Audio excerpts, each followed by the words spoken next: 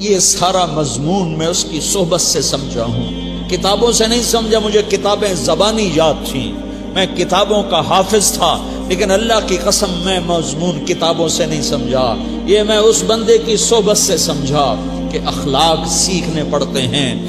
اخلاق سیکھنے کی چیز ہے، یہ پڑھنے سے نہیں آتے، یہ پڑھانے سے نہیں آتے۔ ممکن ہے بخاری پڑھانے والا بد اخلاقی کے انتہا پر ہو، بخاری پڑھنے والا بد اخلاقی کے انتہا پر ہو، کہ یہ چیز پڑھنے سے نہیں آتی، سیکھنے سے آتی ہے۔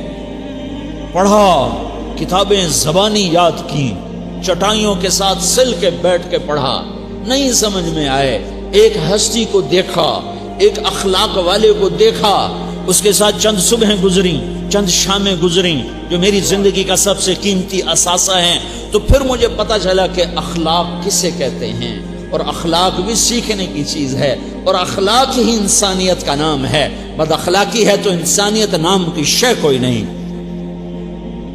میرے رب کو زیادہ تسبیحات کی ضرورت نہیں ہے، یوں ممبر پہ بیٹھ کے لمبی تقریروں کی میرے رب کو زیادہ ضرورت نہیں ہے۔ بچھ جاؤ، پٹ جاؤ، مٹ جاؤ، لٹ جاؤ، اور اللہ کے دربار میں اونچا مقام پالو۔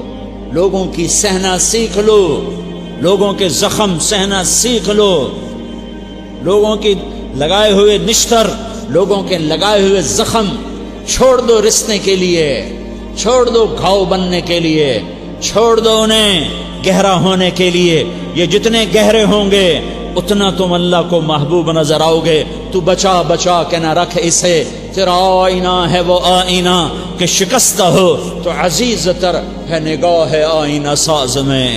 اسے ٹوٹنے دو، اسے ٹوٹنے دو۔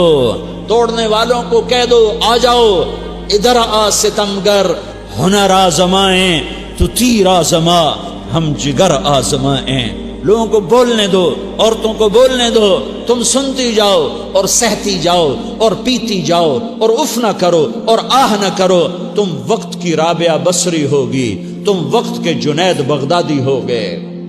بڑے بڑے مجاہدوں والے اور بڑے بڑے بڑے بڑے عبادات والے، بڑے بڑے عبادات کے قطب مینار، اللہ کی قسم تمہاری گرد نہیں چھو سکتے، تمہاری گرد کو نہیں پا سکتے۔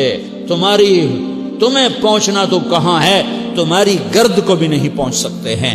اگر تم اپنے اخلاق قابو کر لو، اپنی زبان پہ قابو کر لو، لوگوں کی دل آزاری پہ چپ رہنا سیکھ لو، لوگوں کی تکلیف پر چپ رہنا سیکھ لو، اور لوگوں کی بدتمیزی پر چپ رہنا سیکھ لو، اور برے سے اچھا بننا سیکھ لو، برے کے سامنے مسکرانا سیکھ لو، تانے سن کر بھی مسکرانا سیکھ لو، تو تمہیں زیادہ نفلوں کی ضرورت نہیں پڑے گی، تمہیں لمبی لمبی تہجد کی ضرورت نہیں پڑے گی۔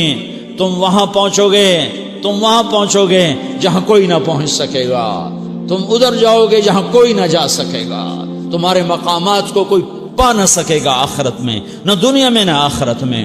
اپنے اخلاق بناؤ، اپنی آخرت کو بنانا ہے تو اس نفس کو پاکیزہ کرو۔ یہ نفس پاک ہوتا ہے دو باتوں سے، ایک عبادات سے، ایک اچھے اخلاق سے، اور یہ غلیظ ہوتا ہے، ناپاک ہوتا ہے عبادات کو چھوڑنے سے اور بد اخلاقی کا شکار ہونے سے۔